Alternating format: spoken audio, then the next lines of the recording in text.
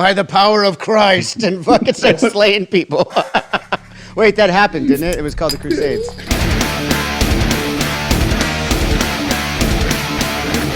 What's up, everybody? I'm Johnny Christ, and this is Drinks with Johnny. Thank you guys so much for tuning in to another week, another great episode. I'm super excited, man. Guys, I'm just going to get really quick into this one because I am such a fan of this week's guest. Comedian, musician, actor, talk show host, so many wonderful things. Trevor Moore, thanks for being on the show. How are you doing today, man? I'm good. Thanks for having me. Thanks for having me on. Dude, this is what I'm going to start off with and just kind of tell you why I got so excited to have you today. Okay. Right off the bat, let's talk about how this all came about. You're someone that represents you. Jess got us in touch, who also represents another guest that we had on the show, in Doug Benson, and reached out and was like, "Hey, I got a great guest for you, Trevor Moore." And I was like, "Okay, cool." And I looked up some of your season 1 and season 2 of your show that's on Comedy Central's YouTube right now. And I was like, this guy looks really fucking familiar. Like, I really know who this guy is. I heard your voice. And I went, Miss March. Miss fucking March. I was like, and this is when, and then I heard you, and then I was like, oh my God, I'm so excited to have this guy on the fucking show. This was like 5 days ago. And I was like, yes, this is so fucking rad. I love this movie. And we go, that's incredible. Very few people love that movie, so I'm excited to meet someone that does.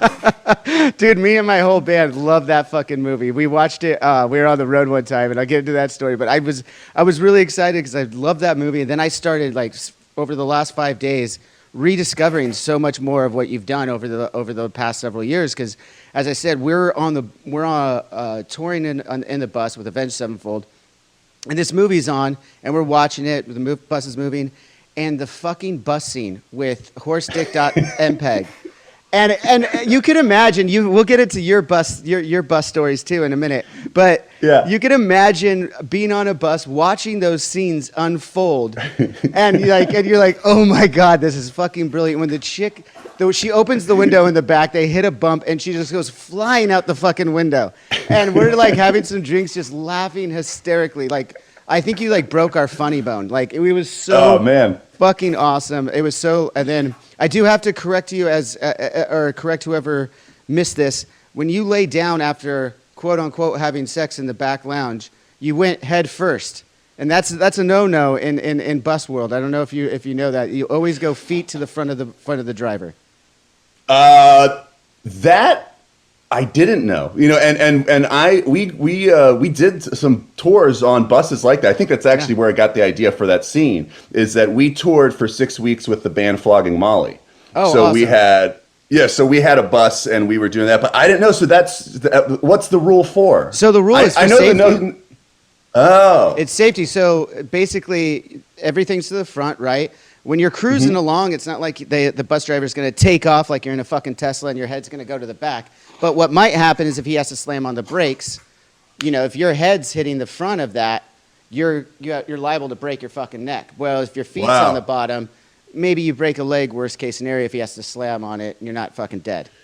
Wow, nobody told me that, and so because I'm trying to think now, but I think the way that I was sleeping was head first. Wow. So I did 6 weeks sleeping the wrong way on the you're bus. A lucky man. You're a man with many lives. Yeah. No, that's one of the things that I learned first from being on the road. But I'm glad that you brought up the Flogging Molly thing, because I didn't know that you were on the road with Flogging Molly. I was referring to possibly what I learned about you over the last few days, that your parents were in a Christian rock band that had like a #2 top on the Christian rock charts, and you traveled with them. Yeah. So that's how I grew up. Was basically on the road. We would do like concerts and like mega churches and stuff like that. And they did that pretty full time until I was 8. So I grew up, but our traveling situation was we had a motorhome. Okay. Because it was like the family band. So it was my mom, my dad, my sister, and I, and a nanny. So that was a totally different touring experience to the band stuff. I only got to see the band thing because when our show, The Whitest Kids U Know, came out. Yes, great show. It was the first season of it was on the Fuse network. Yeah. And so fuse, like, we were the, I think, only comedy show on it. It was all, wall to wall. I beg music. to differ. There was a band called Avenged Sevenfold that was pretty hilarious when they played their music videos at the same time. Well, I didn't mean, I'm talking about a 22-minute format. And also, to be fair, there was a show called Pants Off, Dance Off. Yes, there was. I remember if you remember that. Of course, yeah. I was watching. I mean, that was like literally when you guys were starting off with that was like the heyday for music videos for my band Avenged Sevenfold. So when we were, naturally, I'm like in my early 20s, and you've been there. You're kind of like watching your own success. So you're like, oh, let me tune in and see who else is on what other music videos are on during the rock hour. And then it was like pretty much right after the rock hour was Pants Off, Dance Off, and then it was the Whitest Kids You Know. Yeah, and then that was a fun little network. Yeah, because they had Steven's Untitled Rock Show that you could go on. They had their like TRL kind of thing. It was I really enjoyed that. But they when they were trying to tell their audience who we were when we were going to have our show come on, they put us for 6 weeks with Flogging Molly to just go around, the country. And then the idea was that we'll do sketches before Flogging Molly, which was a terrible idea because, people get passionate about like bands and Flogging Molly fans are very passionate about there's not a lot of people who are like, I kind of like Flogging Molly. It's either their favorite band or and people at the concerts, they're doing the soccer like hooligan chants. Absolutely, and they're all like trashed and stuff. And so then we come out, no one knows who we are. We're just like, all right, before your favorite band is going to come out, we're going to do this couple little plays. In this, I'm a girl, he's my husband, and then they were just immediately throwing stuff at us. So I think we tried it at two dates, and then we're like, this will not work. So we just wrote this routine where we came out as like concert promoter hype men. And we just started drinking whiskey on stage and then just playing these characters and like getting the audience hyped up for Flogging Molly and then just writing sketches around that. And then that seemed to work. That's awesome. Would you ever consider bringing that back? Because now I'm thinking about it. I'm like, concerts are coming back. We announced some dates for next summer. I'm like, we're going to be out the road again someday. That would be a great opening act. Do you want to bring that back? I'd do that. I think that. I had a lot of fun being on the road. And now that I know how to correctly sleep, I feel safer because you should be safer, not safe, just safer. So safer. But yeah, I mean, you guys must have so many like crazy bus stories because like we were like 26, like when we were doing this. So we're just like hanging out and we'd be telling people where we're going, the next town. And we're like, does anybody want to ride there? And we just let people on the bus and they and then let them off when you get to that town, like kind of using it as it's chaos. Yeah. Yeah, there's definitely a few of those. That's fun though, man. I didn't realize you had done that, as I said. And like you're in your 20s at the time, and then now you've gone through, and like I said, I went back and watched these specials that you've just have done. There's two of them, I believe, right? Yeah, I put out 3 albums and I did 2 specials for them for Comedy Central. High in Church, and then one called The Story of Our Times. So I love the High in Church one. We'll get to The Story of Our Time in a second because I just watched that and it's really prevalent in my mind. I can't wait to get into that with you. But High in Church, as we just talked about, Christian family. Obviously, you had to have had some inspiration from your own life on that stuff. So how much of it really happened? How much of it is fabrication? Were you really on shrooms in the middle of church one time? No, that was a story that happened to a friend of mine. Like one of my good friends, like was telling me a story about basically like, cause we were like, we weren't Catholic, like my family, we were like Protestant. So like we didn't have the midnight mass, but my friend got high. Sam, another guy from like Whitest Kids, got high and went home, was hanging out with his friends for like Christmas, and then he forgot about midnight mass, and then he had to go into church like super high. So I thought that was funny, and I like wrote a song about it. Yeah. But I mean, it's with all of. I mean, my whole life was sitting in church, like because I went to my parents were Christian, rock singers, and then I went to like a Christian school. And then we had like home church at my house, like on Wednesday nights. So we had like church like every day of the week. And it was very conservative. Like I wasn't allowed to watch anything. Like anything with magic, I couldn't watch. Like I never saw why Smurfs. Magic? Why magic? Because it's like I don't know. I mean, I guess it's like because Christ was the ultimate magician. Is that the idea? Like you can't have another magician. You know, I think it's because they would like say spells and stuff. Like I couldn't watch Smurfs because of like the bad guy. Gargamel. Yeah. Yeah, he always had his pot and he was like saying spells and stuff. And I know I couldn't watch He-Man because he would say by the power of Grayskull. Yeah. So he was like calling on a power that wasn't like God. So like I would never. It would have been interesting though, right? Like, could you imagine He-Man by the power of Christ and fucking start slaying people? Wait, that happened, didn't it? It was called the Crusades. Yeah. Well, the other thing. The other thing that's fascinating is like a lot of like times like in the 80s and 90s, if something is popular for kids, you know, but then, you know, it's not, you know, conservative enough. Some companies will try to knock it off with like Christian principles to it. So there was like Christian anime shows that they would show like from like that the church would like show you, or there was a show called Gospel Bill that I remember them like making us watch every week, and they were like pretending like it was like as funny as like a regular show. Like it was like it wasn't like you know. So. I haven't seen the show, but I could imagine. I mean, I grew up in a Christian house as well. I'm the black sheep of the family. Like, I mean, not to the extent of your family, I don't think, because they didn't have a rock band that they traveled with and sang the praises. Mm-hmm. But they definitely, you know, go to church every week, and you know, they definitely don't love that my pseudonym, my stage name is Johnny Christ. And you know, it's just funny. I learned all this, like I said in the last week about you. I mean, that started as a fan from Miss March, one of the funniest fucking movies I've ever seen. I can't hype that up enough. I understand, like, there's a lot. You're saying people didn't like. I'm like, go back now, because that's a cult classic, waiting to happen if it hasn't already. It's a fucking great movie. But yeah, well, go ahead. Critics hated it when it came out. Critics hate everything good. That's true. That's true. But my take on that movie is that it was like we were, I think, 26, 27, and then it wasn't.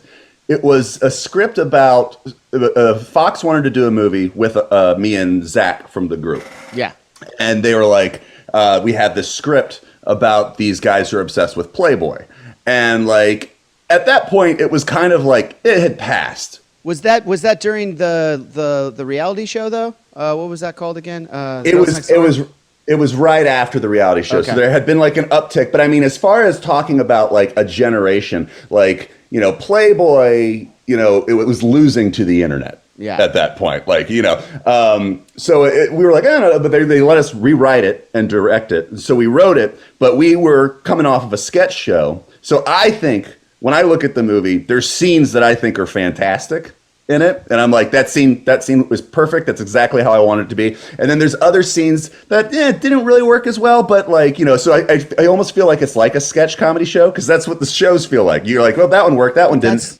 And that's what's so brilliant about it, Trevor. That's what's so good about it to me. Like, I love that brand of humor. That's like, I love I actually I'd started a script for a teen movie called Destination Tijuana probably 12 years ago. Obviously, I got like 2 pages in and never did anything else with it. But like I had a few sketches ideas of like weird random shit, and I knew those sketches were good, but I couldn't come up with a fucking whole movie around it, right? So, right. and I don't have the background that you have in the industry too. So I was just like, oh, I'm just going to try this. Well, I am a big fan of just swing for the bleachers, and it's okay if you just completely whiff a couple times. You know, just swing hard. Dude, I'm so glad you brought that up, because I also listened to your episode on Bert Kreischer's podcast from a few years ago. Mm-hmm. Man, I don't know if you've been back on that show. He should have you back. That conversation you guys had was fucking awesome. It was like it covered everything of your career, and I really felt like I got to know you in it, as well as like just what you guys were feeling at that moment too, talking about. And I bring that up because what you just talked about is like that failure. You guys talked about like in the industry having that failure and coming back from it, and knowing guys who never had to come back from it. And you're like, those guys eventually when they fall, they don't understand it. And it was really interesting for me to hear it, because I've always been in this band since I was 18 years old, and I'm very fortunate with the people I've surrounded myself with, continued to grow. So I haven't felt a lot of those. I mean, I have my own personal failures, but not like that. And it was just so interesting to hear you guys talk about that. And after so many projects I've learned that you've had over the years, it's just so it was an inspiring conversation, really. Oh, thanks. Yeah, I mean, it's like that's the thing. It's like I think as you get older, you know, in all of this, you realize. I mean, not to take failure so personally. Like, I think when you're younger, if like something doesn't go great, you're like, oh, I'm done. Yeah. Like, you know, that was it. I'm out. And unfortunately, that can be a self-fulfilling prophecy if you get caught up in that. Absolutely. You know, so it's sort of like, you know, well, if you stop doing things, then you're done, but you're never done until you stop. You know, which is kind of cliche to say, but like, you know, it's, but yeah, like when that movie came out, we were like, oh, well, I guess that was it. I guess that'll be, you know, and we didn't get any more studio movies, but we still did like, I think we still did like 3 more seasons of Whitest Kids. Yep. And then we did, we did a Whitest Kids movie like that we put on the IFC channel, and we've got like Whitest Kids has a movie coming out next year. That's like an animated film. Yeah. During the pandemic, we were just sort of, so we'd written this script for this film, and then when we looked at it, we're like, this is a $250 million movie, like because like you guys really wrote out that kind of fucking script, huh? You had some explosions. You had some explosions, I got to imagine. Oh, the whole thing, like half of it takes place in space, like, and so like we were like, well, this is A, our favorite thing we've ever written together, and B, there's no way we're ever getting the budget for this. So then we started being like, oh, what if we animated it? So, and it was during coronavirus, so we were like, okay, we can actually do that, and so we just started doing Twitch shows under, we have a Twitch and YouTube thing called Official WKUK. I saw that, yeah. And like, so we haven't done a Kickstarter or anything. We're just like, I've been making shows for Disney for the last 7 years. Yes. And so like I knew some people through that are in animation and stuff. And I was like, how could, you know, what's a number that we could pull this together for? And then, so we've been aiming at that, and we've been paying for the whole thing just through like Twitch donations, which is it's crazy. Yeah. It's so weird. Like I feel like the oldest person on Twitch, and I don't really understand it, but it works really well. Like, wait, how old are you now, Trevor? I'm 41. You're 41. Okay, I'm 36. I know a couple of guys that are older than you on Twitch. On Twitch? I won't out them. But there's a couple of guys I know that are on Twitch that are a little older than you. But no, I was going to ask about that Twitch thing because you said you just went over there. I have this show on YouTube, and it's more of a podcast, YouTube kind of just chat, as you will. And I've got a lot of friends telling me I need to switch some stuff over to Twitch, so we've been looking at it, man. I'm just learning about this, though, because I was never a gamer. I didn't follow that gaming thing, and I know that they're getting away from that a bit now, but it's like, I don't know, man. I mean, how's your experience, I guess? I love it. And that's still its bread and butter is gaming. Like, absolutely. And our show, the show that we do is like, it's like moderately, successful. Like, we'll have around like 1,500 people watching live at any point in time. My understanding, that's really good. In my understanding, as far as outside of the gaming, of course, the gaming numbers are on the main page. Hundreds of thousands of people are watching at a time. But when you get into some of these new shows that are from these new creators and stuff that are coming in, 1,500 watching live is a really good number from my understanding. Yeah, and then we'll get somewhere between like 10 and 12,000 watching the repeats of it. Like, that's good.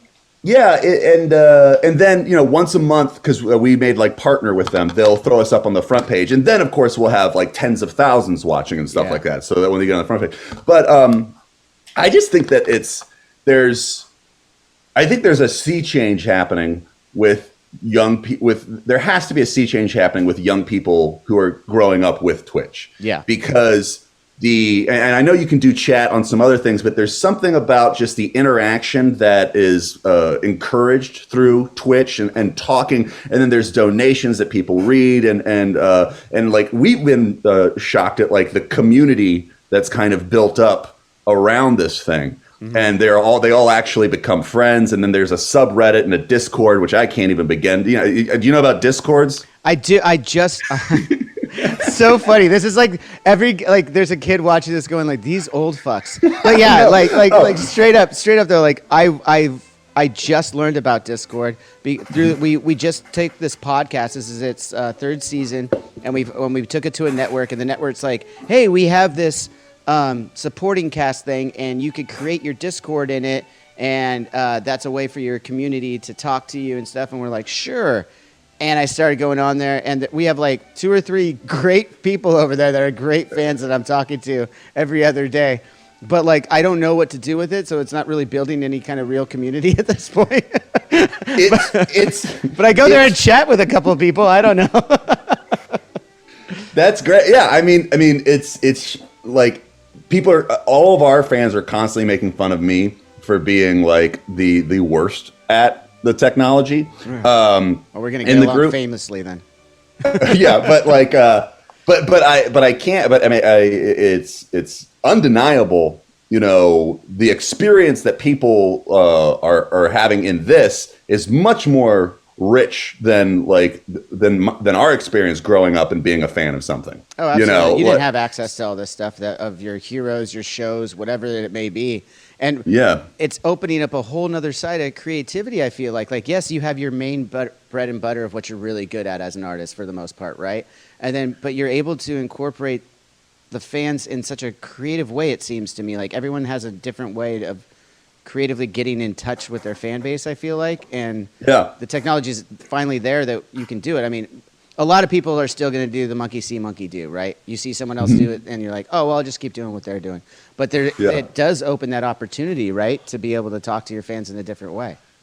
Yeah, and it's like it also feels like, and like with what we're doing, we're making a movie. It's sort of, and this is going to sound cheesy, but it does feel like, hey, we're all making this movie. This movie wouldn't be made if we weren't all doing this. Like, you know, right. Like if you guys weren't donating. So it is, and so like, oh, we got the animatics. Here, I can show you a minute of animatics. It's not going to give away jokes. Like, you know, like here's the character design. So we get to show like things like that. And then like for a lot of our shows or like shirts, like some fan will make a logo and we'll be like, hey, can we use that? And they're like, yeah, go for it. Like, you know, so it's kind of, you know, it's been fun. I just don't think that kids that grow up with this level of interaction, I think they're going to have a hard time going back to just 2D television. You know, do you think that will happen? I don't know that will happen. No, but that's what I'm saying is like, I guess all this is to say, I would totally embrace the Discord and the Twitch because I think everything is going to eventually be that, like that interactive. Yeah, I totally agree. And I'm one of the guys, I don't know about you, that fought every stitch of the way against social media until it was, and then I was late to the party every single time. Like, it was like, I don't need a fucking MySpace. I don't need a Facebook. I don't need that. And then lo and behold, I'm like, oh, I have an idea for a show and a podcast. I'm just going to try and do it. And then everyone's like, you can't do it without social media. I'm like, oh, shit. Yeah. Yeah. It's just, I've always just treated social media as it's a mailing list. Like, I don't put any. That's a good yeah. Yeah, like it's a mailing list, and then like, oh, here's a joke I think is funny. I'll try to like, you know, here's just a joke, you know. Yeah. But I try to never say any of my real opinions or thoughts or feelings. They're like, I'm not posting pictures of my kid. You just outed yourself though, and everyone's like, oh, that's not really how Trevor is. No, you revealed the curtain, man. Yeah, my real person on the Twitch thing, everything. My real person on this, I am being fake as shit right now. My real personality. I'll get the real out of you in a minute. See, that's the whole point. I'm supposed to be able to get the real out of you, but we started this show on a Monday morning at 11 o'clock, so I can't get you liquored up and get the real out of you. But you're gonna get the real out of me. I know you got LaCroix over there, right? What flavor you got? I got. I don't even have a good flavor. I got tangerine. It was all that was left. Okay. Well, that's the one that you that's the one that you leave at the end of the Costco bundle. That's the last one. Yep, it's not a good one. Well, in interest of talking about the High and Church that we just covered a minute ago, I've got these HiFi Hops. Have you tried these yet? No. So it's sparkling water like you have, but not like you. It has 10 grams of THC in it. Oh, 10 milligrams. Sorry, not 10 grams. Jesus, that'd be really fucking wow. All into one bottle. Fucking kill yourself. That's awesome. Yeah, it's a fantastic little drink. It tastes kind of like a beer, and Lagunitas makes it, and it's a real mellow high. And I could even do the show while I drink those, so it's pretty great. That's great. Yeah, you know what? My drink for streaming has been White Claw iced teas. I haven't had the iced tea ones. Are those good? It's fantastic, and I'm not a big, and I know it's not a cool drink to like, but it's like it's light enough that like you can drink it, because if I'm doing a stream, I'm gonna forget about how much I'm drinking. Of course, I'm just like drinking and talking through like that. But like I can drink throughout a stream and not be like messed up if I'm drinking White Claws. So I know it's not the coolest drink, but like Well, the iced tea. The fans of this show though have seen me do live streams where I am drinking much more than just White Claws. And they thoroughly enjoy it. They have fun roasting me and like, what did he just say at the end of the show? He can't even fucking end the show properly. Yeah. Well, when I first started doing the streaming, I was just drinking tequila. Nice. And then I kind of made a rule on myself after about 3 streams in. It was like, oh, you got to find something else, because you can't just drink tequila for 3 hours straight. Like, and I did that on a Twitch feed, actually. I was on my buddy Space Zebras thing. He's like, it was National Margarita Day. He's like, yeah, just come on for like an hour. I was on there for 3 hours and took down a whole bottle of tequila. Yeah. Not healthy, but you were talking about the White Claw iced tea. Fill me in on this.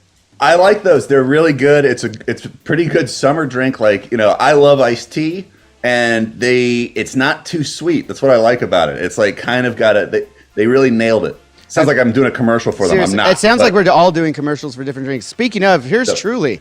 I don't actually have a sponsorship to any of this. I'm just a fan. Have you had the lemonade ones of Truly? No, I don't think I've ever had Truly. So Truly, I did not like when it first came out. It was this first craze happened about 2 years ago. It was White Claw and Truly battling it out. And I preferred White Claw, the original flavors. This is a weird conversation to get into with you here, Trevor. Well, you know what? I'm obsessed with drinks. Okay, perfect. Anytime I see a new drink, I try to buy it and try it. Oh, I love that. I love that. Yep. I love that. You got to try everything. I'm the same way. So the White Claws and the Truly's had like a mixed berry one. I didn't really care for it, but and then I preferred the White Claw, and then Truly just came out this last 6 months ago with these lemonade ones, and they're by far superior to the normal White Claws that I like as far as flavor goes. Yeah. It's just more flavorful. Interesting. It's really nice. And then I haven't tried it yet, but I saw a commercial. They have fruit punch ones now with different flavors. I don't know. I haven't tried them. See, that's interesting. I think you and I are going for opposite things, because what I like about LaCroix is that it feels very lightly flavored. I don't like a lot of flavor in the water. Yeah. And so that's why I kind of like these iced tea White Claws, because I feel like they have less flavor than the fruit White Claws. I agree. And this is funny. So I'm just going to contradict myself for probably the 10th time that I'll do it here in this conversation. I agree with you. That's originally why I liked the White Claw over the Trulies, because it was more subtle. It was more like I feel like I'm drinking just a sparkling water with a tinge of the flavor. Yeah. That's what I liked about the White Claws originally. What's your opinions on Hint? Hint? I haven't had Hints yet. Oh, Hint is almost the least flavored of all of them. It's perfect. I'm in. Yeah. It's that's what we just found out about each other. I want the least flavor in any of my drinks or food. I can't stand flavor. We're old white guys who just learned Twitch and don't like flavor. Exactly. Yeah. I just bought a still. Yeah, so what are you making? I'm gonna make blackberry moonshine. How long is that gonna take you to do? I've never done it. Me either. I'm gonna learn. Awesome. But I bought it. I got the whole thing, and so I'm gonna get the corn mash, and But then I've been learning about it, and it's super dangerous, which I didn't realize. Yeah, like, I think that's why they had a problem with it on the Dukes of Hazzard, of blowing everything up, right? Well, I mean, there's that. I mean, I'm not really I'm not really worried about blowing things up, like, because I feel like I'll be careful. Going blind. You're worried about going blind. Going blind. It's a real thing. Yeah. It's like it makes all this ethanol. Yeah. And if you have 6, like, there's the equivalent of 2 teaspoons of methanol, it just shorts out your optic nerves and they're just blind for the rest of your life. And then if you have the equivalent of 6 teaspoons of ethanol, you die. And all stills make ethanol, but what they do is they turn it on, and so you get like 20 bottles, let's say, or 20 jars, and they have the heads, the hearts, and the tails, and you throw away the first 5. That's how people get around the ethanol, because the ethanol comes out first. Yeah. That sounds super not scientific to me, though, and that's kind of terrifying. Well, the whole process is not very scientific. You got to think about with the source, man. I mean, we're going back a long time for why it was even made that way. Everything, like, it wasn't exactly a science. It was like, I still need to get fucked up. All right, like, I'm gonna figure out a way. That was basically. Yeah. I've had Moonshine on the road, though. Like, that's a scary thing, right? I've had fans that we become friends with. Like, of course, it wasn't last week or anything. It was when I was in my 20s. I trusted someone with a jug of Moonshine. They're like, yeah, my daddy makes this. It's awesome. And it's just like a big milk carton of Moonshine with a bunch of cinnamon sticks in it. You try that, and it is a different fucking drunk. Like, it's not alcohol at all. It's ethanol, like you said. And it's like, it's just a different, you're more energetic. You have like it's almost like, it's the hallucinogen of alcohol, because to me, it kind of feels that way. I love Moonshine, but like that, and that was my thinking at the beginning of this, was like, and I've had it much similar ways to you. It's not like those things that you can go buy in like a store where they're like something Moonshine. That's not real Moonshine, but it's always been at like a wedding or a show, somebody coming up with like a mason jar, being like, here, like, make this. And I never thought about the blinding stuff. Like, I just was like, oh, cool, Moonshine. But then after I bought the still, I started learning about all the blinding stuff. So I didn't even realize. It's like with the sleeping thing. I didn't realize what danger I was putting myself into. I was just gonna say, man, you went on the wrong bus, man. I could have told you all of these little things that you need to be worried about. We needed to open up for you guys. Yeah, that's what I'm saying. Yeah. It's not too late. Those Flogging Molly guys did not take me under their wing and explain the road to me. We did some shows with those guys, though. They're really cool. Like, I think we did like not that our genres you'd ever think would really cross paths, but they have a couple of times on like these radio shows and stuff, and I absolutely love their show. They do a great job. Yeah, they were fun. Speaking of great shows, you like that segue, Trevor? Let's talk about the Trevor Moore Show that's on Comedy Central right now. I just saw this, so again, as I said, I know you mostly from Miss March, and then in the last week going back and learning more about you, and I couldn't be happier to get into that. I'm watching the Trevor Moore Show, though. I've seen 2 episodes now. I saw the cult one and the one where, is it Sam that dies and goes in the casket? Yeah, Sam dies, yeah. Both great shows, and I loved watching this after hearing the Bert Kreischer podcast that you did, because it took me to, you guys brought up a story of, or maybe it was a different podcast. Either way, you were 16 years old and you got to see Letterman. So you're obviously a talk show host, kind of like, you've had inspiration from that, I'm sure, from those times. And it looks like you're kind of bringing it to the show. Can you walk me through that project a bit? Yeah, I mean, I loved, when I was a kid, I loved like old like NBC Lettermans, like, and then like before he came to CBS, and even when he came to CBS was awesome too. But I just, for some reason, my parents would let me watch that, so I would record it at night and watch it when I got home from school the next day. Uh-huh. And so I kind of always, and so like when I was 15 or 16, I started a public access show in my town. Yeah. And it was that Charlottesville? Charlottesville, yes. Now famous Charlottesville, Virginia. Yeah. When I grew up there, it was not known. That was very weird when that happened there, because we were watching it on the news, and it's horrible what's happening. But then but you also don't see your hometown on the news on CNN a lot. No, so like you wouldn't think so, but I see we have a kinship yet again. I live in a place called Huntington Beach, California, and over the last, it's been all over. Charlottesville. Yes, it's the Charlottesville of California. And I'm right down the street where I'm like watching the shit, all the protests going on the pier or next to the pier downtown. I'm a mile away from it at my house watching it on the news. Yeah, for the whole last year, every time there'd be like there would be an uptick in cases. Like I feel like everyone in LA was like, "Fucking Huntington." Like, totally. Oh, there were signs everywhere. I would drive. It was so embarrassing because I was like, "Man, I'm doing what I think I should be doing. I don't know," but like, and I don't judge anyone either about it. I'm like, it's up to you. However you want to live your life. I don't give a flying fuck. This is how I'm going to do mine.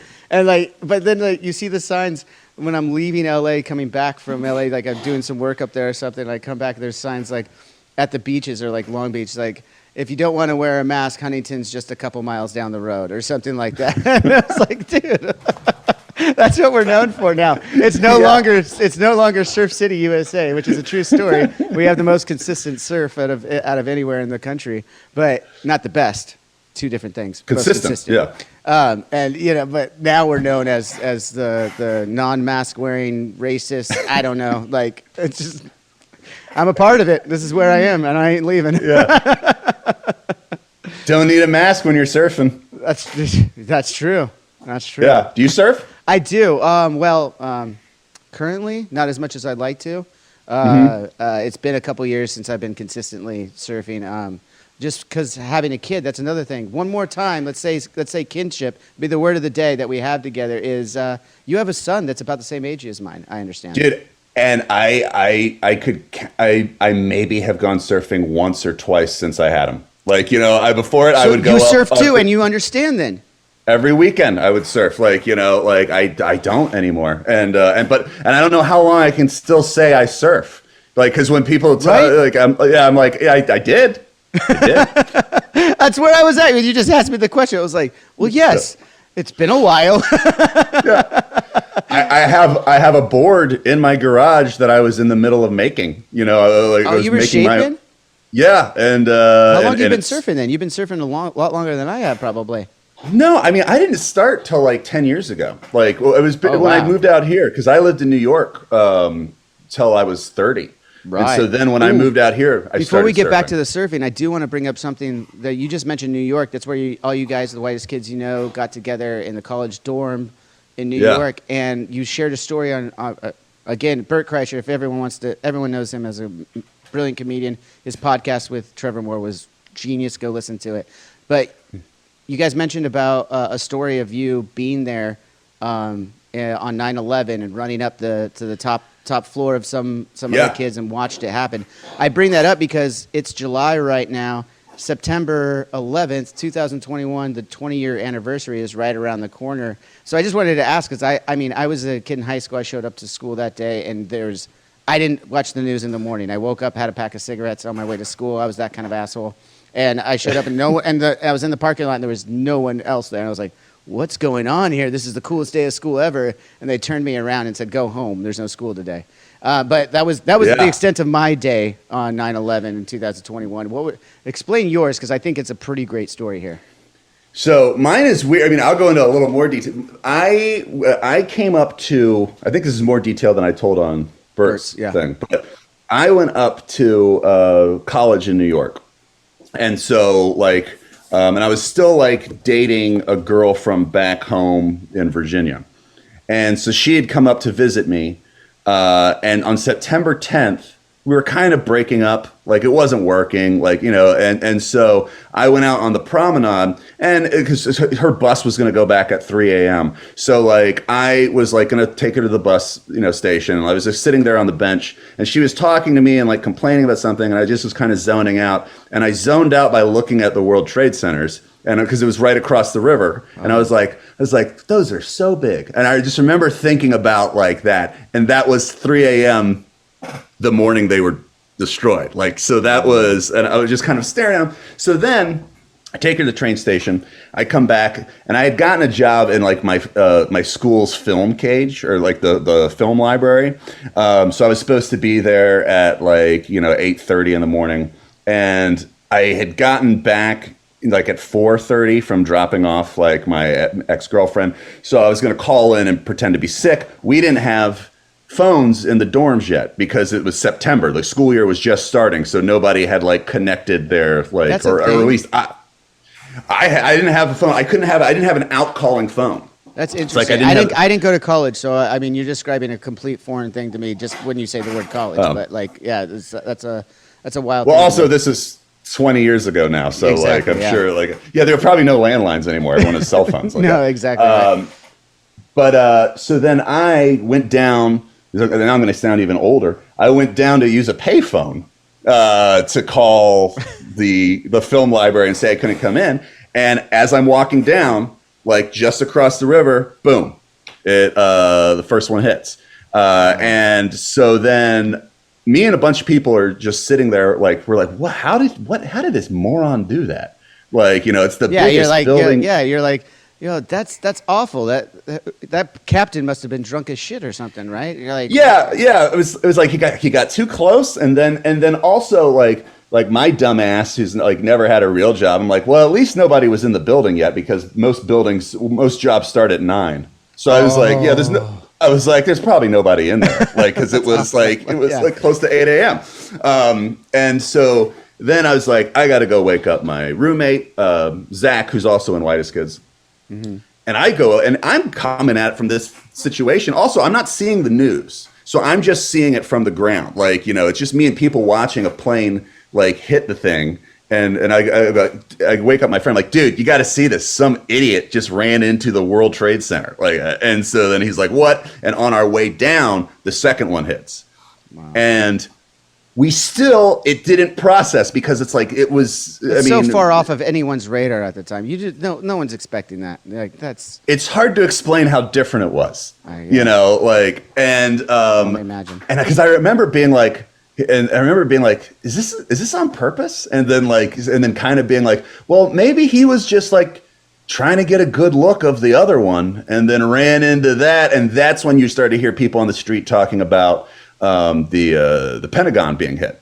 Mm-hmm. And so that's for us. And it's like right when we heard about the Pentagon being hit, you had these F-14s like fly in and start doing patrols around the city.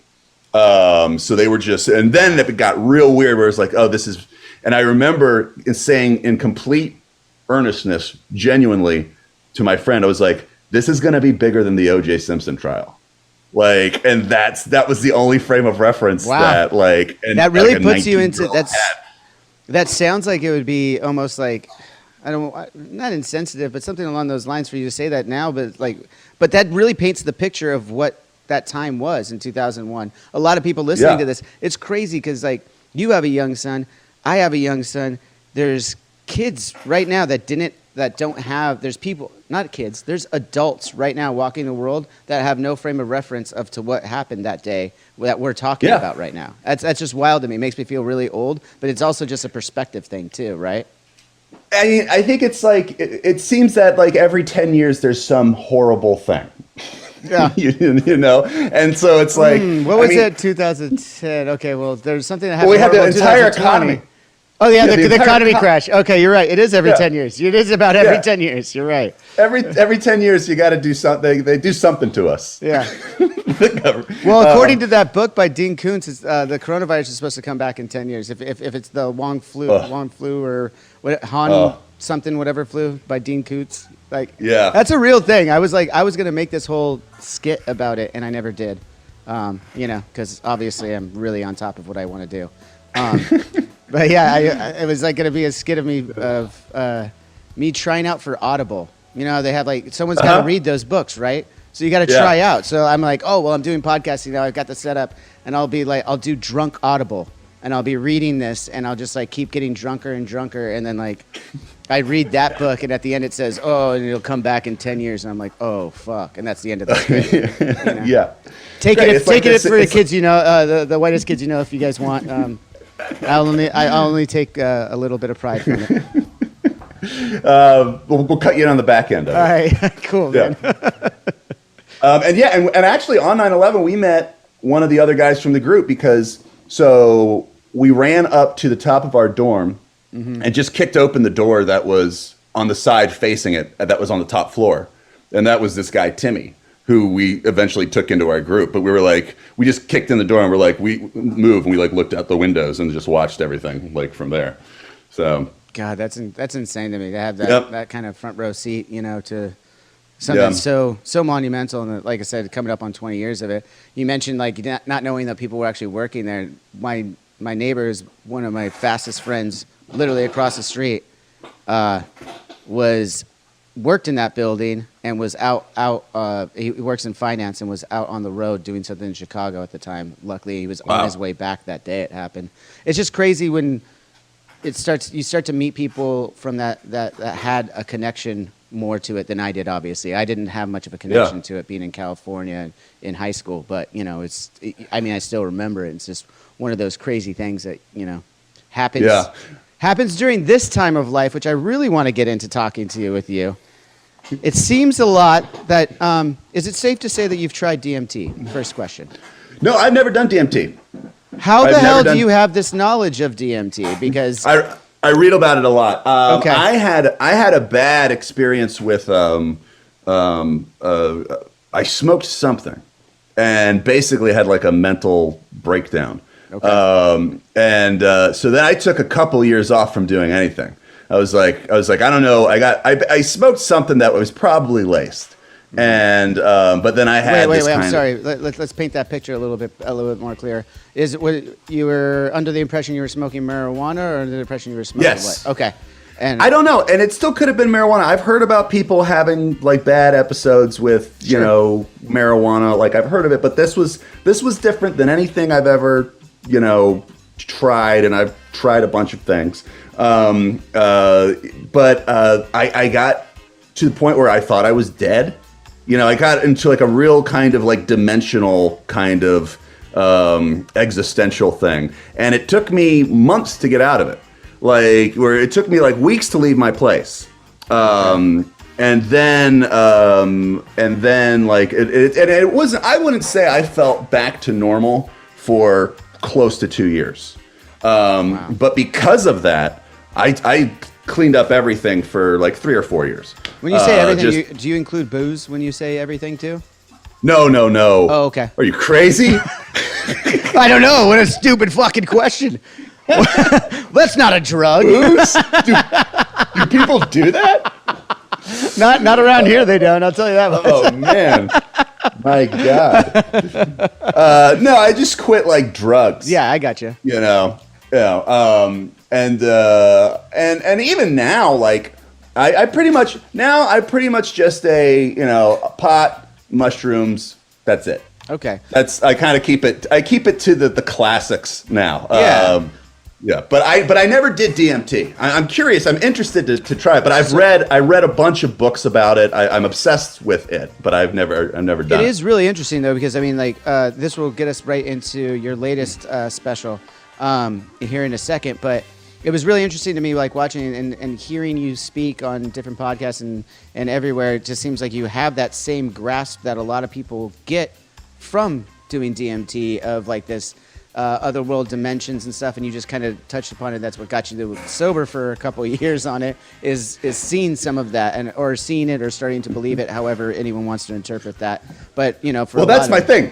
Yeah, go ahead. I saw my dimensional shit. Like that's what made me have the mental breakdown. It sounds like you did DMT. Is all I'm saying. But with DMT, it's much happier. I don't know. See, it sounds like you got a bummer out of it.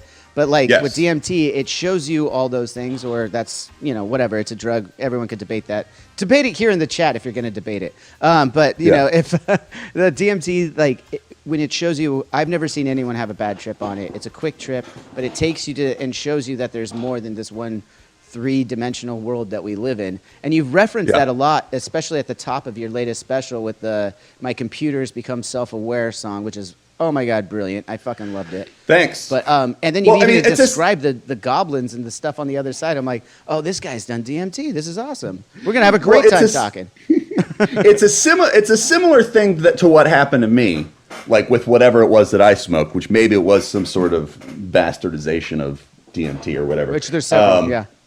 But it was not a positive thing. It was I feel like in the long run came out of it with the same view on the world that maybe you get like that. But at the time, it wasn't fun. It was like, this is hellish. This is horrific. Like, you know, kind of thing. Yeah.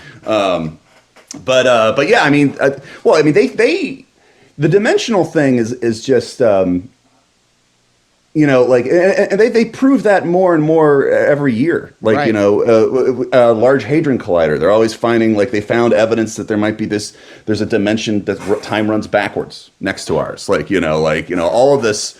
And yeah, you got the, and stuff we can't even think also, of, and the stuff that we can't even think of is other dimensional. You know what I mean? Like, it's like, exactly. I remember talking about these different dimensions 10 years ago with my buddies. Like, we're waxing intellectual, like we know anything. We don't. Let me preface that, but we think we do because we read a couple articles or a couple books, and we're like, oh, string theory is attached this way. And like, I remember 10 years ago, string theory was a thing everyone was talking about, and now they're fine. Yeah. But that led into these different dimensions and stuff. It's kind of crazy. Yeah, I mean, it's just starting to feel like, I don't know, I just feel like everything is, you know, like, I feel like, and I also, like, feel like it's way above my pay grade. Like, there's no way, just enjoy it. Like there's the people who are like, you know, so sure about atheism. Right. Are as weird to me as the people who are so sure about this specific, like, religion kind of thing. It's like, how would you know that? There's no way. There's no fucking way. Yeah. I've done, but I also can't cast any stones because I'm sitting there going like, well, I just did DMT and I'm going to tell you exactly what's going on. You know, like, oh, that's how you figured it out. Like, obviously I know that I don't really know, but that feeling, and then you start thinking about all these dimensions and different everything and like how it all boils down. Yeah. And then you look down. I'm sure I'm going to ask you a question here on this. Do you ever look at your life with your son and think about just that like time is not really time? It's infinite. It's not even infinite. It's just a loop. It's this. We're experiencing this moment in time, but then you realize you realize you're gonna have to leave it at some point. And now that you have a son, you love this time so much that you don't want to leave it. To me, that's the scary thing of death. Nothing else scares me, but I'm having so much, because I think I'm going to go to another time. I'm going to jump to another time, not know it. It'll be just like before I was born, a whole vast of nothing. But in that, I know that that's happening, and that might be what's going to happen. I'm going to have to leave this life that I'm having so much fun living. That's the part that scares the shit out of me. I agree, and I don't think I thought that way before having the kid. I agree with that as well. I didn't think that way before either, man. Didn't care, you know, like, it was like, if I can die, fine, you know, kind of thing. But like, I don't know, the way I feel about it now is like, you know, yeah, I mean, it absolutely does. And it gets to the thing of like where, you know, I'm at this point now where I'm like, well, I think like he's starting to ask for like a big boy bed. And so it's like, how old is your son? Sorry? 3.5. Oh, so he's just a little younger than mine. Okay. Yeah, but he's huge. Like I'm 6.5 feet tall, and he's by all of our guesses. 6'6"? I'm 6'6". How do you feel? Wait. Before we go on into this, because I could bring. I'm so sorry to cut you off. I have a question about being 6'6" in the show world, because I always hear the rumors. I've had to stand on apple boxes. You are legit a foot taller than me. I've had to stand on apple boxes for pictures and photo shoots. How do you guys film? I mean, are all the guys in the White Kids You Know just fucking giants as well, or everybody but Timmy? Really? Like, Zach is 6'2", Sam is 6'5", I'm 6'6", Darren is like 6, and Timmy's the only one. 6. What I Amir 6, and Timmy's the only one that's below 6. But yeah, like, so that's people are always shocked when they see us in real life after they've seen the show, because we camera angles to make that work, right? It looks proportionate when we all hang out together. Then it's just when we're out in the world that we look like freaks. I'm tall, and you know, there's a way that you can, I forget how it is, but like at the age of 3, you multiply that by 2. And they figure out how tall they're supposed to be when they're adults. Roughly, it's not a science, but it's close. And this guy's gonna be like 6'8". You know, my kid. Jeez. So he looks like tall? No, but her dad is also 6'6". Shit. So he got it from both sides of the genes, like, you know, and and it's weird because my kid is, he's going to be 4 soon, but like he looks like a 6-year-old.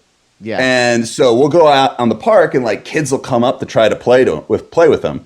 And they'll be like, oh, it'll be 6-year-olds going to talk to him. And then he'll just be listening to them and he'll be like, oh, look, a fire truck, like that. And then like the 6-year-olds will be like, oh, wait, there's something different about this kid. This is not. I've witnessed this on the playground, by the way, because I do have friends that are that do have more height and do have larger children than mine. Obviously, mine is small. And I don't have that problem with my son, but I've seen it happen to other kids where they'll have like full on conversations and the kid will just look back at him and go like, yeah, blue. And they're like, yeah, exactly. It's like, oh shit, man. Is there something wrong with this kid? He's like, no, he's just a giant. He's actually 2. Yeah. Oh, this is a massive baby. Okay, yeah. I got it. I think we were talking about just the like fatherhood in general there, and our perspective, how it changed our perspective on life, and really more so death. Yeah, well, what I was saying was like he's recently been like, I think he wants a big boy bed, and I'm like, okay, and there's part of me that doesn't want to go to give him the big boy bed because I don't want to be done with the little kid bed, like, and that's that aging thing. When you say big boy, because there's different levels of big boy bed, right? So you start with the crib that's all high, and well, actually before that, they're literally next to you in the fucking bassinet, and that's not bassinet, it was a bassinet. I called it a fucking bassinet, like a hound. Bassinet. Yeah. I didn't know it was. I didn't know what it was called. Yeah. I thought you called it the baby box. Yeah, it's the baby. Well, you poke some holes in it and you leave it by the bed. No, there was the bassinet sitting there first, and then you put them in a crib, and the bed is all raised high. And then they start to try and climb, so you lower it. And then you take the front off, and it's a day bed. And then are you talking about the next step from there, or are you talking about like a twin bed? I'm talking about like, so he's still in, it's, we've converted the crib to be the biggest, the oldest version of it. Okay. So it's got an open side, but it's still the same crib that as he's been aging, like you drop it down and like that. Yes. So now, but now like, we've been, if we travel or something, and we go to a hotel, he gets to, he's just been sleeping in like a hotel bed, and he wants that, like he wants to have like a regular bed. And there's a bit of sadness to it because like, I'm like, he's growing up, that kind of thing. And so, I mean, that totally plays into, I think, what we're talking about with like the, wanting to hold on to this time, where it's like, and I'm kind of wondering if I'm going to be a hoarder because it's like all these things that were his that like he doesn't use anymore, like it doesn't feel right to throw them away. Well, that's so what I'm like, so you pass man. Down. This is are you guys one and doneers, you and your wife? Are you guys just going to have the one, or do you have another kid? Plans? I don't know, but right now it's just the one. Okay. Yeah, we might be one and done. Yeah. I have a 4.5-year-old, and I forget where I was going with that now. But basically, passing it down. Passing it down. Yes, thank you. The weed is kicking in. The hand-me-down. So we've been a part of this, and it taught us to do the same. There's websites out there now that like one in here is called like Trash and Treasure. And basically, you can just you post like the old toys or the old thing or whatever, and you could put free on them, and someone could come by and pick them, so that toy or that crib or that whatever still continues to get used, and it isn't so wasteful. So my wife, that's nice. I'm not pretending that I did all this. This is obviously my wife that did all this, but it was really cool because we've got one of those giant trampolines that our neighbors gave us because they were putting a pool in their backyard, and they're like, oh, we don't have room for it anymore. And I was like, well, wheel that son of a bitch over here. And we put it in, and it just takes up the entire courtyard now. It's just like out in front of the house. I'm like, fuck it. Oh, wow. See, my thing is I'm always like, what if, at some point, I'm assuming that, I'm just assuming like kids eventually don't like their parents, and so I'm like, it's like at some point he's not going to want to hang out with me, and I'll be an old man. I'm kind of an old dad as it is. Like I started late.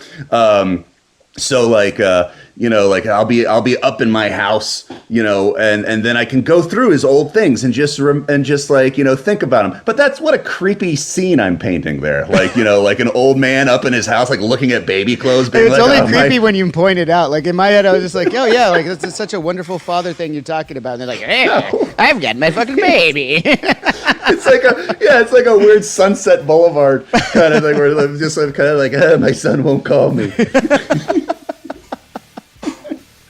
I think that now that you say that, that probably has to happen so that we can let go of this time and be okay with death. They have to hate us first, and then we could be okay with it. Well, that's part of it. Well, that's the thing. It's like, like I remember when, just your kid doesn't know about death yet, right? No. He says I'm going to kill you and stuff like that, but he doesn't really know about death. Right. I don't know when that happens. Yeah. But I know that's going to be a headache, trying to explain that. But I don't know. I feel like, isn't it? There's an evolutionary thing to it where the kids are supposed to turn on you at some point so that they get their own independence, and they're supposed to think, oh, you're not cool. I think it has to be that way. Apparently, yeah. It doesn't matter what you've done. No. Avenged Sevenfold doesn't matter. Kids, it's gotta right now he loves it. I've got videos that I'm gonna show him when he's older, and he's not gonna believe it, of him singing our songs and stuff, and loving it, being like, yeah, my dad's cool, and I'm gonna show it to him, and he's like, you're not cool. And I'm like, well, I once was, okay. Somebody out there thought I was cool in the world. All right, just relax. But it's weird because that is. That's the response you want to happen, though, because that's the healthy response. It's the weird, it's the tragedy of parenthood. Let's talk about the tragedy of the internet, because I like because we're on the internet right now. We're talking about how great technology is for our careers and our shows and everything, but let's talk about the tragedy side of it. All right. Going back to being high in church, that special. There was one of my favorite things. Your song about the old man that puts his song on YouTube. I forget the gentleman's name. Billy John. Yeah. I was watching this the other day in my gym, working out a little bit in preparation for this. I was watching the special, and that song just spoke to me. I just started cracking up when you're talking about. Not only the shit talking that happened on YouTube when he put his heart and soul out on there, but then his wife trying to come to his defense, and she gets memes of her with jizz on her face. This poor old woman. But it was it was so fucked up and so true and so hilarious at the same time, because I'm like, I look at those comments mostly because I'm looking for the one that makes me laugh, even if it's about me. Because I'm like, oh my God, because some of these kids or people, whoever they are fucking brilliant at roasting. And I'm like, yes, that was fucking rad. Kids are the meanest. Yeah, kids are man. Kids are funny. Now, that's the new kids say the darndest things, it's all in the comments. That show's already done. Yeah. It's all in the comments. They're saying all the darndest things. Yeah. No, James Adomian? Not familiar, no. Okay, he's a comedian. He's a friend of mine. He's really funny. He was telling me a story. I think it's just a story. I hope it's not a stand-up bit of his, because then I'm just telling his stand-up bit. But he was telling me a story about how he was writing a sketch about the Challenger explosion. Okay. And then he was like, I'm going to look up the Challenger explosion and find it on YouTube. And there was a HD rip of it, and he says I hadn't watched it since I was 6 years old, like a kid, thing. And I was watching it and going up, and he's like, and then when it exploded, he's like, it got me in the heart. It really it grabs you. It's such a powerful kind of tragedy.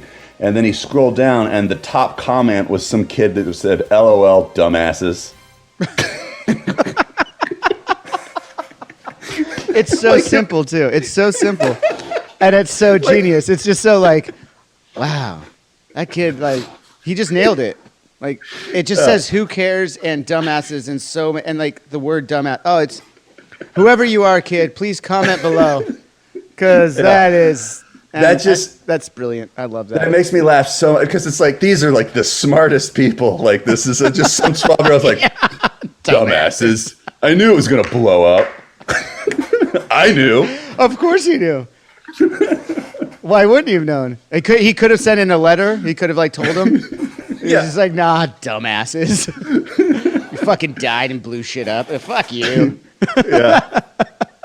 I mean, that's the thing about the internet is like it, and I think the point of that song is that like it kind of it infects us all and it makes us all kind of horrible people. Yeah. But I mean, because I love watching people get hurt. Like like we those all videos. Do. Yeah. Like anyone who says that they don't is full of shit. Yeah. Oh, fail videos. That brings me up to something I wanted to talk to you about. I'm so sorry to interrupt. I get excited when I got someone on like you. I'm having a fucking blast. I hope you're having fun too. Yeah, me too. I'm loving it. Do you watch UFC at all? I did not watch this weekend, but okay, I was going to ask about this weekend because it was like I wasn't sure what I was going to do. I was at my nephew's 3rd birthday at my brother's house, and I was like, I made the joke, oh, my 3-year-old nephew really wants to see McGregor fight, so we should probably throw it on. And we eventually did. And I watched card after card, and these fights were incredible. My favorite ones were like the undercards. This kid took a fight in 11 days, walks out, and just Rockies that shit. He just keeps getting hit and keeps getting hit. Not even any defense whatsoever, but keeps moving forward and talking shit. It was like real life Rocky. I could not believe it. I never seen anything like it. And the kid didn't get knocked out. I mean, they called a technical one at the end, but it was bullshit. Anyways, long story long, to your point, people do want to see people get fucking hurt. It's obvious. And then I'm not a big sports athlete guy. I'm a sports entertainment guy. I like to be entertained. So although I feel bad for McGregor, like obviously that sucks. He broke his fucking leg. I'm sure it hurt. He'll be fine. He'll live from it. So I feel it's okay for me to say.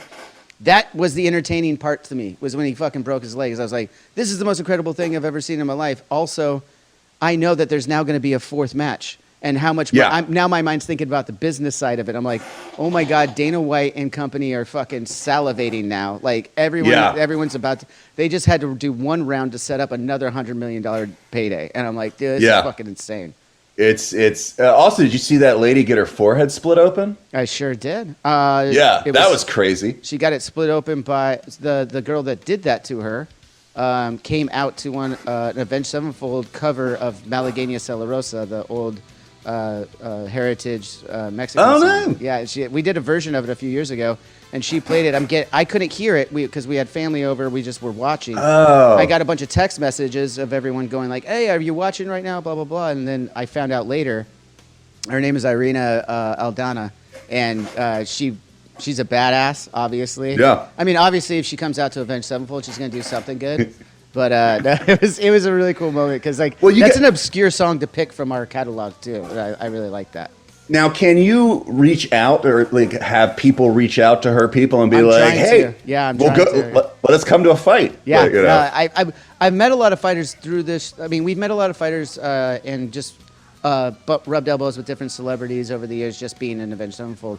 But in this show, I'm rubbing even more elbows with guys like you, like people that I'm a fan of, but it would have no way of getting it. Like, you and me aren't going to cross paths. We never have, and we've been working in and out of LA for the last 20 years. You probably a little longer. And it's like, that's why I'm having so much fun doing this. I'm not making any fucking money. I'm having fun. Like, me and my crew are having fun meeting people and having a fucking good time, you know? These used to be in person, and you're in LA. You got to come back another time and do an in-person one with me. I'd love to. Let's we'll break the drought and go surfing. I would love to fucking do that, dude. That would be so much fun. I usually am up by Rincon. Okay. You know up there, like I haven't surfed up there or anything, but I know what you're talking about. So I'm down. I'm down. I'll come up there. You come down here. Whatever we do, we'll exchange numbers after this and have a good time with that. Sounds good. So with what do you think about the Pauls thing? Oh, mixed. I think like most people, I'm a little mixed. I have nothing against the kids because I've never met them. I'm not one of these people that judge celebrities based on their celebrity persona. Because I know, like you just said, and anyone who's on the side, a lot of it's usually just our normal personalities turned up to 11. Yeah. in a lot of respects. So it's like, yeah, I feel like I kind of know you from that, but a lot of that is a lot of fluff too. So I don't want to judge you based on that. So yeah. I also I know he's not aiming at my demo.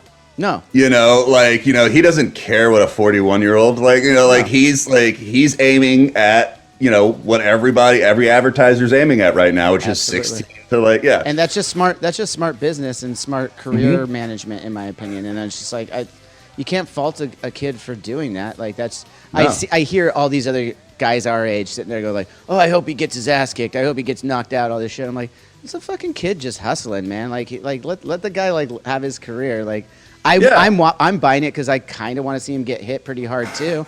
Like, don't get me wrong, but I'm not one of the guys like, oh, fuck that guy. I'm like, I don't know fuck that guy. I don't know him from the other guy in the fucking room. But is he a little obnoxious sometimes? Sure. But that's his persona, that's, I don't know. So I'm just want it to be entertaining. That's all I care about. I'm a big pro wrestling fan. It's all entertainment to me. Like, it's all entertainment. I'd be lying if I didn't say that I was watching it and not hoping that, Logan Paul would get the shit kicked out of him. Mm-hmm. But you know what else I would have liked just as much? Is if Logan Paul kicked the shit out of Mayweather. That would be insane. Exactly. I want the fucking story. I want to witness some moment of sports history or just like something I could talk about for weeks to come. But now it's like, I knew everyone was so upset about that Mayweather Paul match around my camp and everything, at least. And they were like, oh man, like that wasn't even, he just toyed with him the whole time. I'm like, guys, did you think he's a retired professional boxer with the greatest, arguably the greatest career in boxing that has ever happened? You think he's going out there and just going to like beat the living hell out of this kid? Or even, and not to mention that, if you know anything about boxing, he was always the defensive guy anyway. He wasn't going to go out there and start. And he told everyone, "This is an exhibition." He told everyone, "I'm here to entertain you. I've retired from boxing." If he was going to, which is funny because he's like the least entertaining boxer. Like he was never like But he's the most entertaining outside of the ring, though, in a long time. So that makes up for a lot of it. Yeah, I just like I don't know. I mean, I was impressed. Like even if he was toying with him, the fact that Logan Paul could go. Do a full number of rounds with him. Dude. That's the greatest guy ever done. I would have been tapping out just out of pure being fucking exhausted. I would have been like, halfway through the first round, I'd be like, I'm done, guys. I'm done. I don't care if he hits me or not. I'm fucking tired. I'm out. Like the first party I went to after I got like the vaccine, the coronavirus, the first time I went to a party again. After 30 minutes, my legs started hurting because I realized I hadn't stood up that long in a year and a half. That's amazing. It's like, oh, I've been sitting for 18 months. That's so good. I want to get back to the latest special and the Trevor Moore Show because I feel like I've taken up a good amount of your time already, but there's a couple things we want to keep going. The latest special, what's it called again? I just watched it, and the story of our times. Story of our times, great, and it goes into all that, like we were talking about the perspective on life. I love that you're laying there just right at the top with your girlfriend, and you're like, do you ever think about what was it? You were thinking about basic contemplations of life and. Yeah, well, this goes into what we were talking about with children and everything too. It's like, and it's dimensional. This is something I think about a lot. It's like, so if you jump out into like a fourth or fifth dimensions point of view, not only, you're kind of outside of time. Mm-hmm. So, like what we would look like is this almost worm thing where you'd start, like we would start as a baby and then we would, travel, or like our life form would encompass all of the part of the planet that we'd ever traveled over. Right. And we would slowly be aging through it until we're like old people. But then, like, we would still be connected to our mothers and fathers. Right. Because if you're completely outside of time, like the life form is connected, and then our children, our descendants are connected to us, and all the way back until like the first single-celled organism. So like, and I feel like that's sort of what people are talking about when they have these like huge like kind of drug experiences where they're like, oh, we're all literally connected, the same thing. You feel that, and you feel that, you see and feel it. To be honest, sorry. Yeah. So it's like the only thing that makes us feel like we're different from each other is time, is the illusion of time. And that's just because we're stuck in this dimension. So that's what the opening was about. Yeah. Oh, and it was so good, and it's funny because it's like it's a comedy special, right? And this thing is like laid out, and I like. I mean, you deliver it in a funny way, like as you do. Your character is I love your character that you go into when you're doing your stand up and everything, and it's a really it's a really unassuming white kid kind of vibe, but like so relatable. And as you're doing it, and as you're starting it with this bed scene, I'm like going, wow, I do kind of think that way. Like that's exactly right. And then I forget that I'm about to watch a comedy, and I loved it because in my head I'm like picturing like I'm actually visualizing it like the worm mess, and then connecting it even further. I'm like, it's literally, the picture is like a little pile of dust in the corner that imagine that's the entire universe that they live in and everything like that. And it's all connected. To us, it looks like a dust pile, but it's actually an entire fucking being in a different dimension and everything. I'm like, yeah, it's just a blob of life. I don't know it for sure, but I could buy that. Like, yeah. That special I did 2 years ago. Yeah. That came out, and actually that's how we got into the talk show thing, was because of that special. I did a 24-hour long talk show. So I broadcast from like, I heard about this. This is insane. Yeah. What did you do? Did you astronaut this shit? You wear a diaper? What'd you pull? No, I would walk away. I'd go to the bathroom. And actually, there's a little bit of cheating involved because, like, so I was like, from Comedy Central Studios, did a 24-hour broadcast. And then about 4 hours in, I had to talk to the producer, and I was like, I got to take a break every 5 hours or 3 hours, like that. It's like, because, and it's not about sleep, it's about voice. It was I just realized you can't host a show for 24 hours straight, or like the last 6, I'll just be gone. So, I had my friend Sam, he would sub in for me like every 3 or 4 hours. I'd take an hour off and then come in like that. But yeah, we did 24 hours straight, and we would have a topic for each hour that we would have to solve, like racism. Let's solve racism. Like the Middle East. And this was 2 years ago. Yeah, 2 years ago. And then everything got much worse. So I solved it. They didn't adhere to your solution. People didn't listen. Yeah, you can lead a horse to water. Yeah. And so, but we'd have all these comedians and experts on. Like we had, like computer guys who were like working on artificial intelligence, because we did a whole hour on the singularity and stuff. And so it was a kind of a mix between like really kind of heady conversations and then just kind of inanity. Yeah. And it did really well. And so Comedy Central was like, what if you just did a series like this? And that's what the show that just came out is the second season of that show. Yeah. Now I have a question on that. So, and it's more technical. I want to get into the technical side of the Trevor Moore show too. I think I think the 2 episodes I watched, I'm not going to sit here and insult you and say that I've watched every episode of 2 seasons in in the last week. I'm not going to insult you like that. But the 2 episodes I did see, I thought were really funny, really well done. You have a different spin on it. Obviously some of these have been filmed and you guys are separated, and then you have the 2 screens to bring in guests, which I think is brilliant. Yep. I think that you did a really good job. How many crew members do you have on this set? Like, I mean, it looks like, because you got a bunch of camera angles, and I'm technically speaking, I just want to geek out on that. Like, I'm just learning this thing from doing my show, so I have a very, very infantile idea of how things get done. So I'm just curious about this, like, because you have a camera angle that shows, that's actually the monitor that's on the right side, the monitor that's on your left side. You see all this stuff. You got close-ups on all 3 of you. Is that one guy running the board, switching the switching board? Do you have a switching board anymore? Are you using Streamlab? I mean, what's going on to make this happen? We do have a switching board. So like it was weird because hold on. That happened in the episode where Sam died too. By the way, I did. My phone? Your phone going off. It was, and then you made sure everyone else turned theirs off. It was. Well, it was you know great. what's weird is I just switched to an iPhone from Samsung, and I don't know how to work it. Like I thought my ringer was off. What made you change? Wait. I got my brother's full Samsung, my other brother's full Apple, like I am. Apple runs my life at this point. I understand every time someone tells me an Android can do this, that an Apple can't do that, I go, yeah, but do I really need it? You know, I go back and forth because sometimes I get mad at Apple, and then other times I'm like, oh, you're so nice to me, Apple. Like, I don't know. Like, I go back and forth. What made you switch?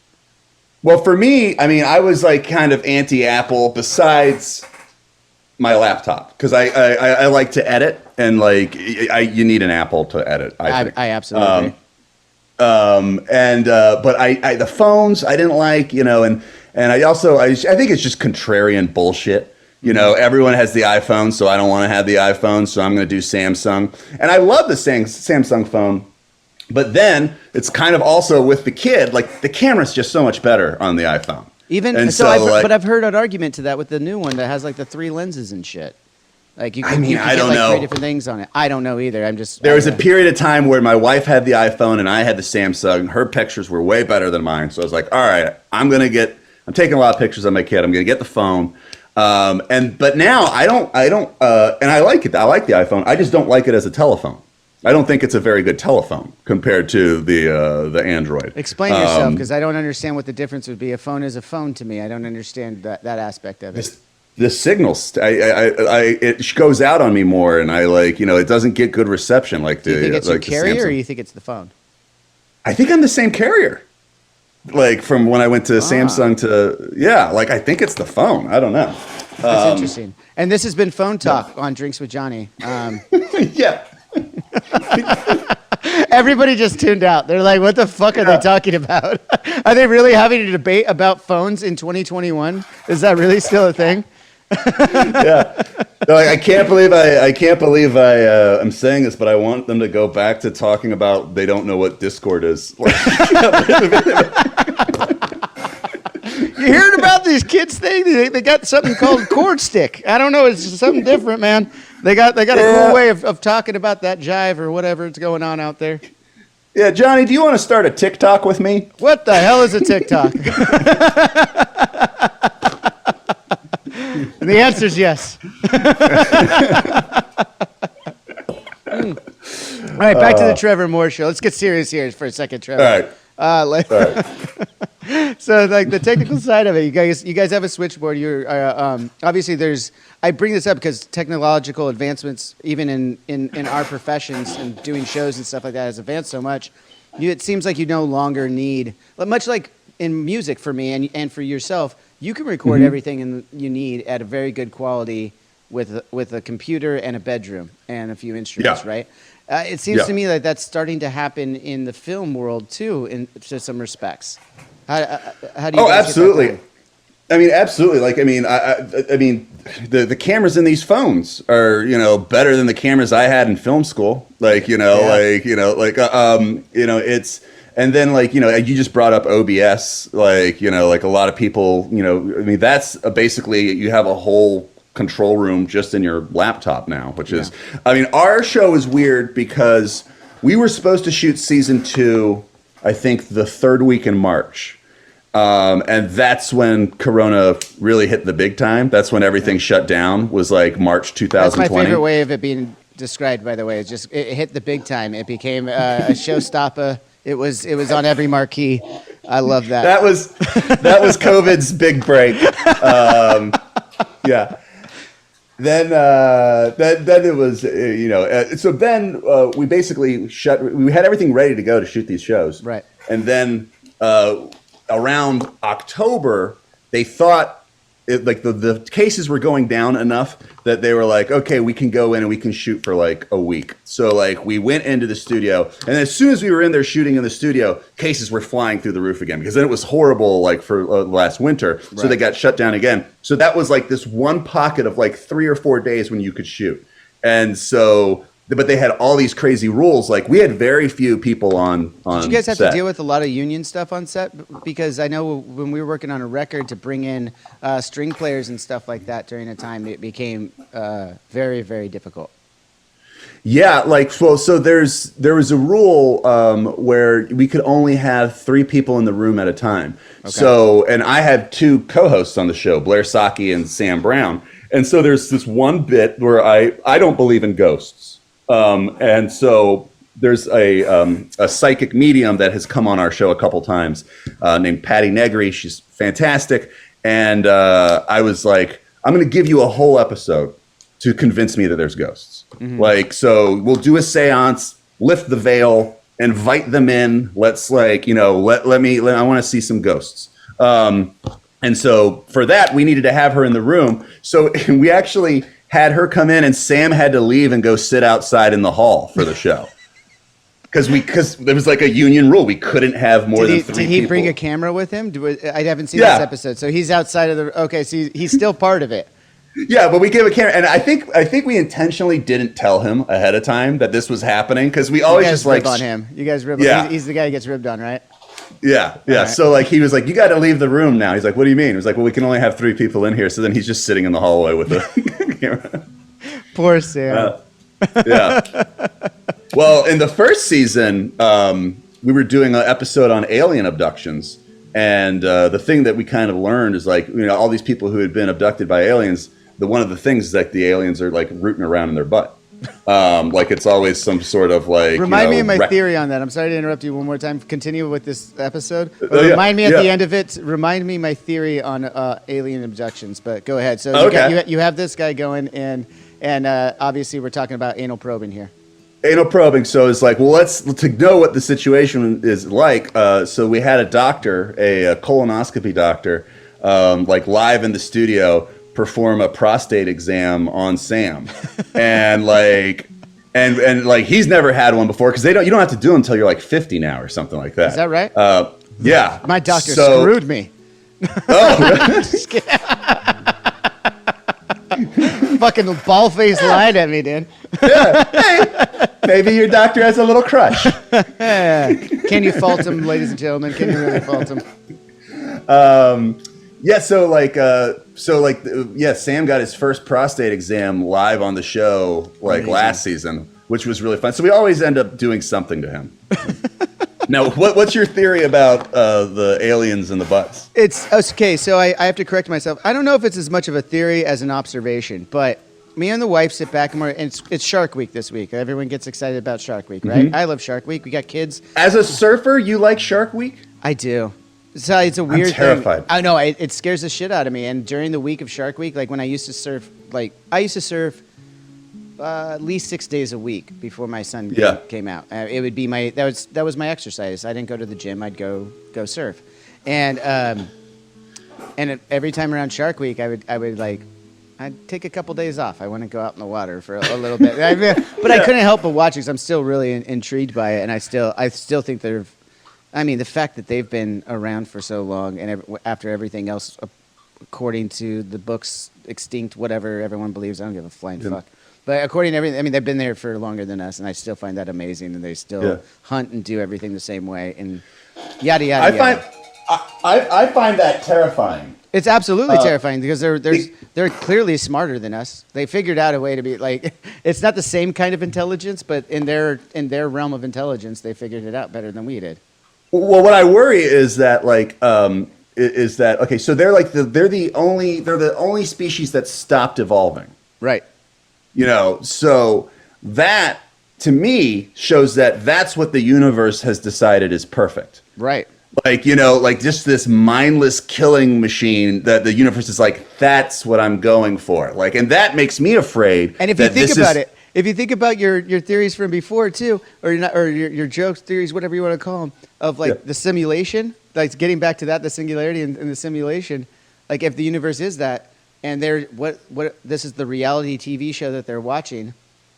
Yeah, That's what they sent out to fuck with us. They're like that was what they created to fuck with humanity, to see like, hey, how are you going to deal with this killer? There's nothing you're going to do about this one. Yeah, but also why is that the universe's idea of perfection? Right. That makes me feel like, is there not a loving? Is this a sinister universe? Yeah. Like, kind of like, yeah. We might be in that one. We really don't know which one we're in, right? Yeah, yeah. But anyways, the shark thing. Back to the shark thing. So I watch it all the time with my wife and aliens and sharks. I'm going to bring it back here, people. Just bear with me.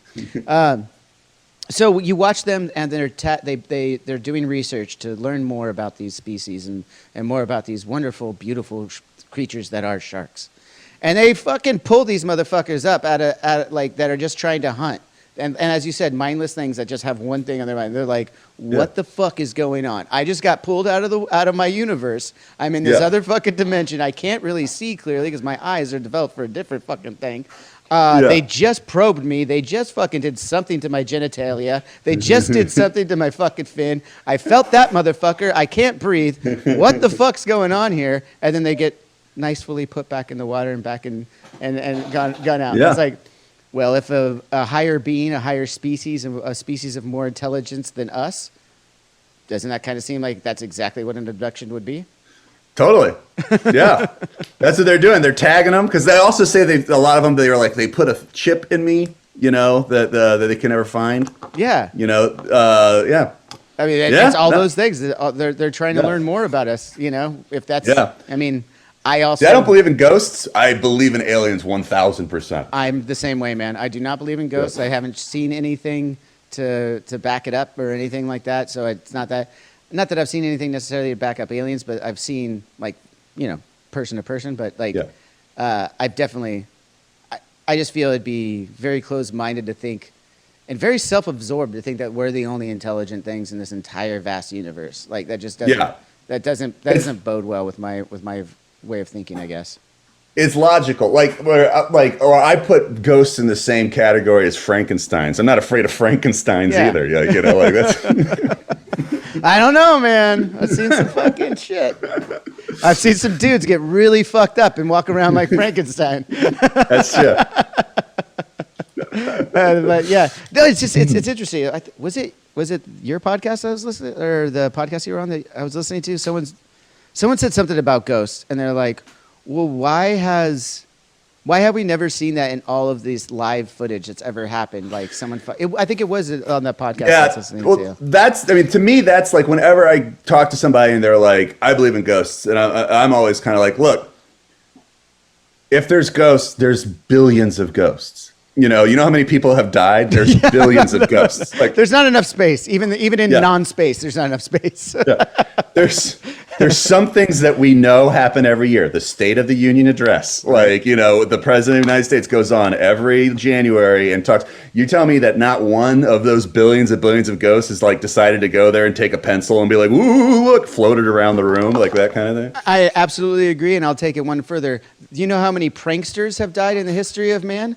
Would just be fucking with us so hard. And I would be one of, if I die and there's a bunch of pranks that happen to everybody, that was me. Okay. If there is ghosts alive, I'm going to pull some of the most awesome pranks anyone has ever seen. Absolutely.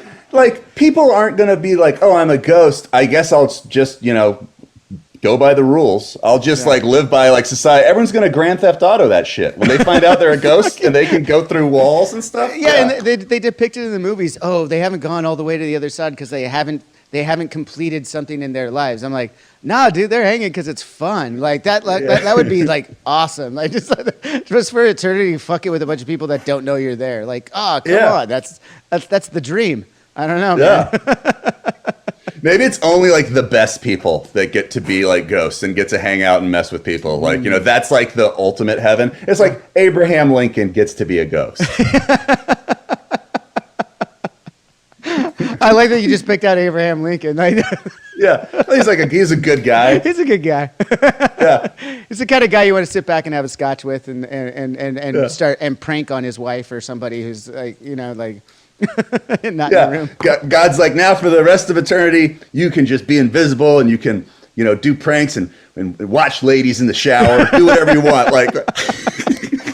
And that's what Abe Lincoln's doing. Yeah, that's exactly. Oh my God, this is a brilliant thing that just happened. I'm one of those people that could imagine things pretty well. I'm just now learning this about myself. Where I'm like, someone tells me a story, and my mind is literally picturing. Like I'm picturing Trevor Moore like showing up dressed as Abe Lincoln, talking to fucking this godlike like at the pearly gates of heaven, just like. Oh, that's awesome. I get to prank for the rest of my life. Like, it just seems like one of your characters would do that. It's just so cool.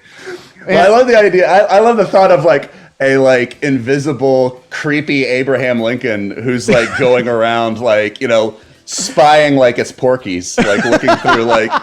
A fucking Porky's reference? You don't get that on other podcasts. I'm telling you that right now. A fucking Porky's reference. Dude, that was like my childhood when I saw that fucking movie and then looking through this. Oh man, I was like, this is brilliant.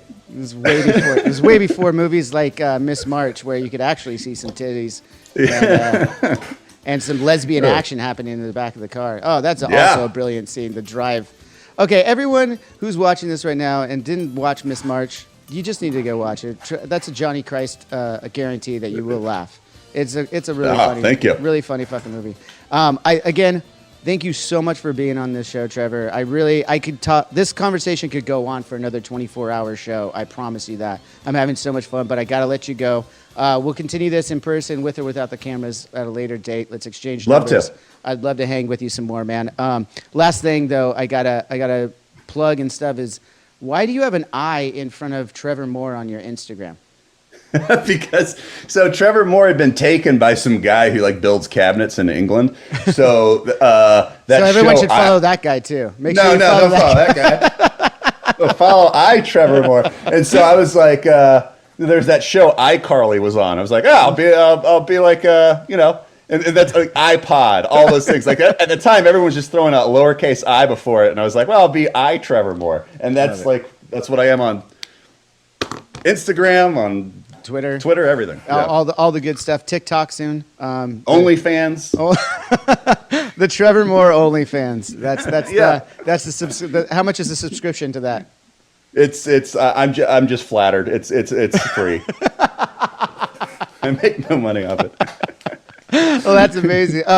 Everyone can check out the Trevor Moore Show. That's on the Comedy Central YouTube channel, correct? I'm always curious about this. Do the kids, like when they were watching a show like this and they're like, oh, I'm gonna go check that out, do they go to Comedy Central's YouTube channel, or do they just type in Trevor Moore Show? I don't know. I think most of the time people would probably just type in Trevor Moore Show. That's what I think too. On YouTube. But if you go to Comedy Central's YouTube channel, like it's like all curated there, because there's 10 some episodes now, so like it would all be together kind of thing. Perfect. So. And everyone could go find that there. And everyone let me know, how are you searching shit? I don't know. We're a couple old white guys. One of them used to be from the Whitest Kids You Know. Are you guys going to change that title like as you get older? No, I think we're like, I feel like it would be more confusing like to change. Like we've always hated the name. Why have you hated the name? Where did it come about then? It was just like we had a comedy group like in college. And I feel like it was like some of us were doing like a freestyle rap thing, and then somebody said, "You guys are the whitest kids I know," and we were like trying out different names, and we're like, "Okay, we'll try that. That sounds good." Like and then when Fuse was going to do a TV show, we kind of had a conversation. We're like, should we change the name? I don't know. And no one really loved it. But then we were like, no, we can't change it now. We have all this traction on the internet, which we could have absolutely changed it like that before. So we kept it, and now we're just kind of stuck with it. Yeah. But yeah. Oh, I think everybody likes the name. I've always loved the Young Hitler skit. From Whitest Kids, that's a good one. If everyone can Google search or YouTube search that one. Again, everyone, like I was about to say, could comment below and let us know how you're searching shit. I'm actually curious. Like, is everyone just talking to their computers now? Are we at that day and age? Like, where remember was it Star Trek 4? He's like, and Homeboy's trying to talk to the computer and to the mouse at the time. Computer. Dude, that's how I do with the Apple TV. I just hit the button and then say it. like, Genius. and go, yeah. Genius. Well, everyone make sure they hit those searches and go over to find more Trevor Moore. You will not be disappointed. I appreciate the time, brother. Let's continue this conversation at a later date. Love to. Thanks for having me. This was fun. Awesome, man. Cheers.